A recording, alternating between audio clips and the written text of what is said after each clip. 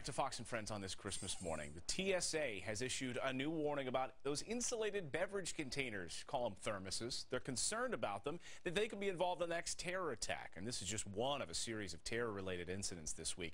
So why is there an increased risk for the attacks during holidays? We're joined now by Michael Barnes, attorney and policy advisor for DCBA Law in Washington, D.C. Michael, Merry Christmas to you. Thanks for joining us. Merry Christmas. Oh, I'm happy to be with you. Well, thanks for getting up this early. You know, it seems like we have these heightened terror threat levels during the holidays, and we're seeing now a threat around thermoses. Why are we seeing these increased threats during the holidays?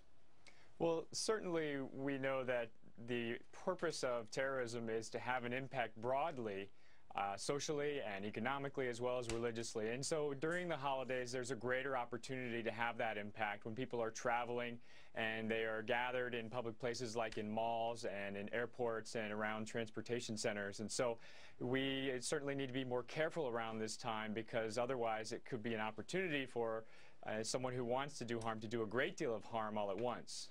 Right, and it seems like we're paying more attention to it now. At least the Obama administration appears.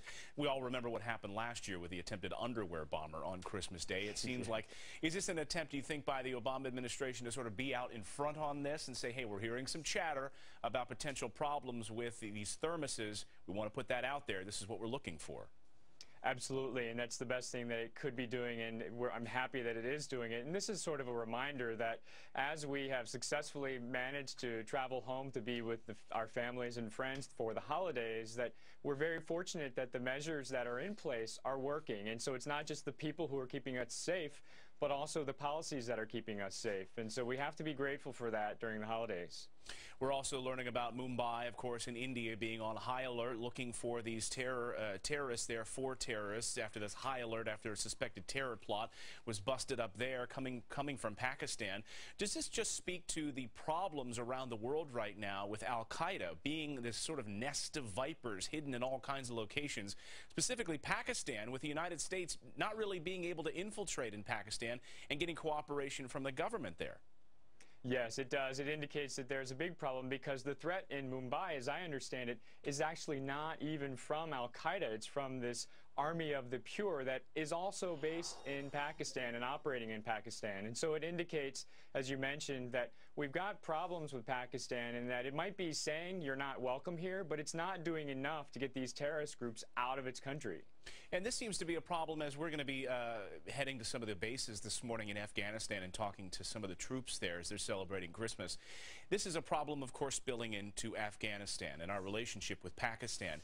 Is the Obama administration, in your opinion, doing enough to strong-arm Pakistan in clamping down on terrorism, or is the Pakistani government speaking out of both sides of its mouth?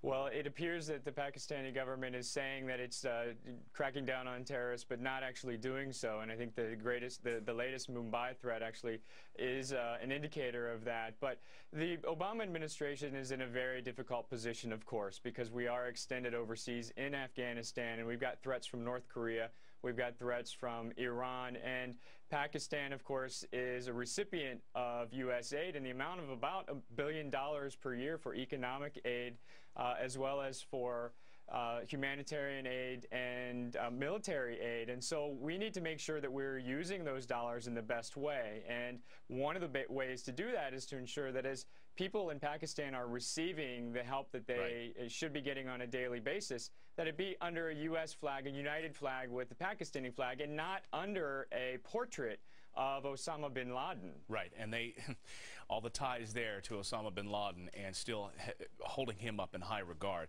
Michael Barnes, we appreciate you joining us on this Christmas morning. Merry Christmas to you and your family. Merry Christmas. Coming up here on the show, Bristol